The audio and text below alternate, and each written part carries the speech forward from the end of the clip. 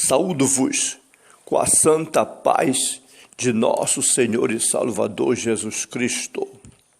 Lições da Bíblia com o pastor Sócrates Penaforte Fadu, ex-aluno da Faculdade Teológica em Pindamonhangaba, São Paulo, secretário de Missões e professor da Escola Bíblica na Igreja Evangélica Assembleia de Deus, SEMEADAP, na cidade de Tartarugalzinho, no estado do Amapá, na região norte da República Federativa do Brasil, sob os cuidados pastorais do reverendo Josias Dias Fonseca.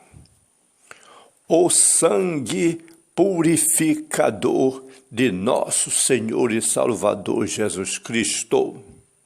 Lemos em 1 João, capítulo 1 e versículo 7. Mas, se andarmos na luz, como Ele na luz está, temos comunhão uns com os outros, e o sangue de Jesus Cristo, seu Filho, nos purifica de todo o pecado.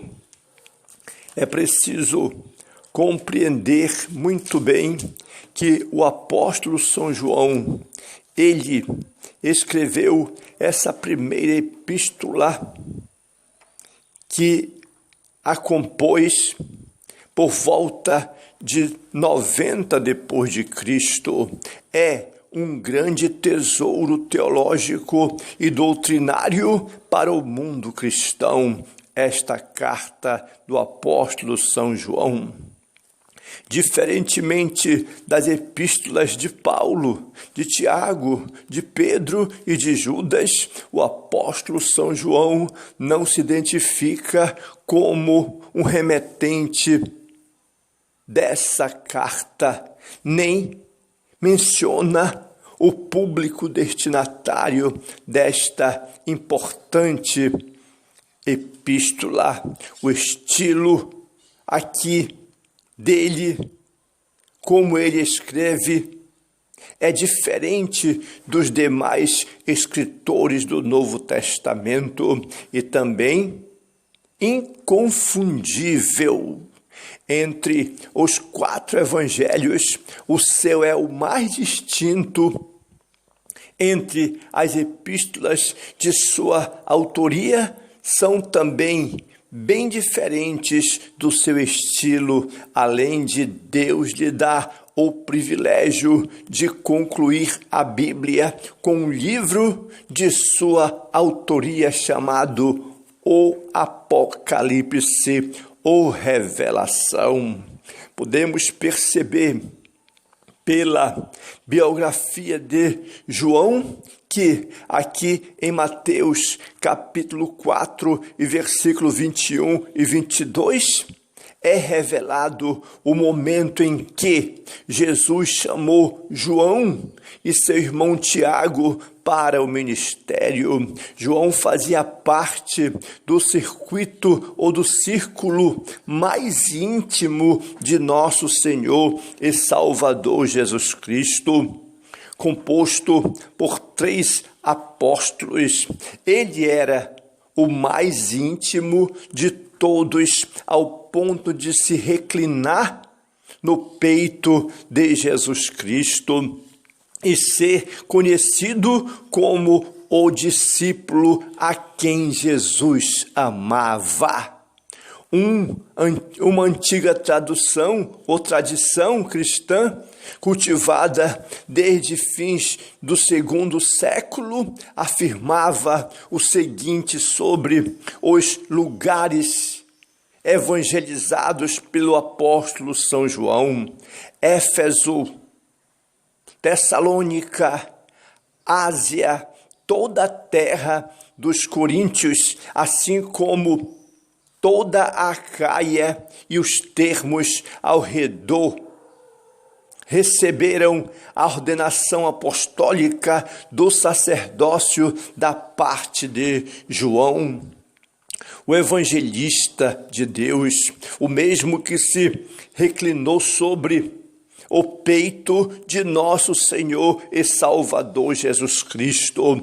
Este profeta, este apóstolo, este evangelista realizou uma grande evangelização na sua época, levando a palavra de Deus a todos os lugares que poderia chegar.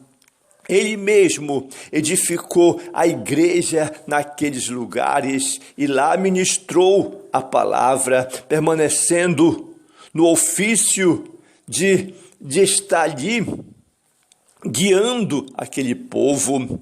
Por exemplo, Policarpo, que foi o bispo de Esmirna, conhecido como o pai dos cristãos na Ásia, o considerado pela história cristã como o mais fiel e ardoroso discípulo de João naquela região, é a prova incontestável do prolongado ministério do apóstolo João na Ásia Menor. E a tradição ainda conta que João era supervisor daquelas 7 igrejas da Ásia, a quem Jesus endereçou as 7 epístolas no Apocalipse. Naqueles dias de trevas espirituais e perseguições do inferno contra a igreja, João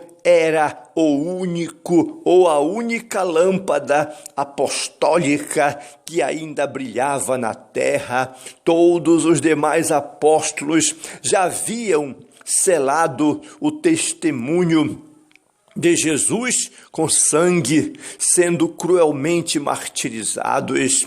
A profecia de Jesus quanto à morte natural de João está aqui no seu evangelho em João, capítulo 21, versículo 20, 21, 22 e 23. E tinha de se cumprir. Os adversários, querendo desafiar a palavra de Jesus, usou o imperador para ordenar que João fosse lançado em uma caldeira de azeite fervente. Porém, ele saiu ileso. Por milagre, o imperador Domiciano, percebendo que não conseguiria destruir a vida do apóstolo, o desterrou para a ilha de Pátimos. Mas só que lá em Pátimos ele escreveu o Apocalipse revelado para ele. De volta a Éfeso, escreveu o evangelho que leva o seu nome e as 3 epístolas, e permaneceu residindo em Éfeso até a sua morte natural, lá por volta do ano 100 depois de Cristo. E podemos muito bem guardar esta palavra em nossa vida e em nosso coração. Quando ele disse aqui em 1 João capítulo 1 e versículo 7, mas se andarmos na luz, como ele na luz está, temos comunhão uns com os outros, e o sangue de Jesus Cristo, seu Filho, nos purifica de todo o pecado. Podemos ficar bem conscientes que aqui nós vamos receber uma grande lição neste versículo por meio da palavra do Senhor sobre o poder do sangue de Jesus Cristo. O efeito purificador do sangue de Jesus Cristo vale para todos os homens, em qualquer época da história. De acordo com a Bíblia, não há homem que não peque. O apóstolo João afirma: se dissermos que não temos pecados, enganamo-nos a nós mesmos e não há verdade em nós. O homem peca diariamente por pensamento, por palavras e por ação. Porém, se andarmos na luz como Deus está na luz e mantivermos a comunhão uns com os outros, o sangue de Jesus Cristo nos purifica de todo o pecado. Aqui está o poder purificador do sangue de Jesus Cristo. O sangue de Jesus Cristo possui um poder extraordinário de purificação. Existem roupas manchadas que a água somente não é capaz de limpar. É preciso um removedor especial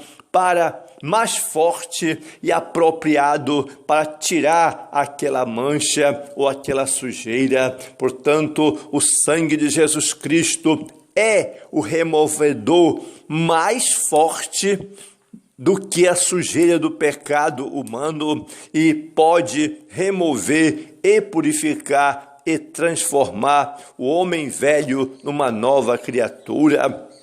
Em Isaías, capítulo 1, versículo 18, podemos ler: Vinde, então, e argui-me, diz o Senhor, ainda que os vossos pecados sejam como a escarlata, eles se tornarão brancos como a neve, ainda que sejam vermelhos como o carmesim, se tornarão como a branca lã. Claro que pelo poder do sangue de Jesus. No Salmo 51 e versículo 7, após sentir a gravidade do seu pecado, o rei Davi implorou ao Senhor, dizendo: purifica-me com isopo e ficarei puro, lava-me e ficarei mais alvo do que a neve. O isopo era uma espécie de espuma vegetal na qual se aspergia o sangue e a água purificadora para declarar limpo o leproso. Em Hebreus, capítulo 9 e versículo 22, temos a seguinte expressão: e quase todas as coisas, segundo a lei, se purificam com sangue, e sem derramamento de sangue não há remissão. E em Hebreus, capítulo 9, e versículo 13 e 14, o escritor sagrado ainda afirma: porque se o sangue dos touros e bodes e a cinza de uma novilha espargida sobre os imundos os santificam, quanto à purificação da carne, quanto mais o sangue de Cristo, que pelo Espírito Eterno se ofereceu a si mesmo, imaculado a Deus, purificará a vossa consciência das obras mortas, para servirdes ao Deus vivo. Na verdade, o poder redentor e remidor do sangue de Jesus Cristo é notório, porque o sangue de Jesus Cristo é a garantia da nossa redenção e da nossa remissão dos nossos pecados. Em Efésios, capítulo 1 e versículo 7, o apóstolo Paulo escreveu dizendo: em quem temos a redenção pelo seu sangue, a remissão das ofensas, segundo as riquezas da sua graça. Em Hebreus, capítulo 9 e versículo 2, temos a palavra, a saber, nem por sangue de bodes e bezerro, mas pelo seu próprio sangue, Jesus entrou uma vez no santuário, havendo efetuado uma eterna eterna redenção. Em Apocalipse, capítulo 1 e versículo 5, o apóstolo São João ainda escreve que Jesus é a fiel testemunha, o primogênito dos mortos e o principal ou príncipe dos reis da terra. E em Apocalipse, capítulo 22 e versículo 14, o mesmo João ainda declarou: bem-aventurados aqueles que lavam as suas vestiduras no sangue do Cordeiro, para que tenham direito à árvore da vida e possam entrar na cidade pelas portas. Logo, a vitória é nossa pelo sangue de Jesus. O sangue de Jesus é poderoso para nos purificar. O sangue de Jesus é poderoso para nos lavar. O sangue de Jesus é poderoso para nos remir. O sangue de Jesus é poderoso para nos resgatar. O sangue de Jesus é poderoso para nos libertar. O sangue de Jesus é poderoso para nos salvar de todos os nossos pecados. O sangue de Jesus Cristo é o nosso escudo contra as acusações do adversário. Logo, o sangue de Jesus Cristo é a arma da nossa vitória. Em nome de Jesus, vencemos todas as barreiras, todas as batalhas, todos os inimigos, em o nome de Jesus. Jesus Cristo é o único Salvador do mundo.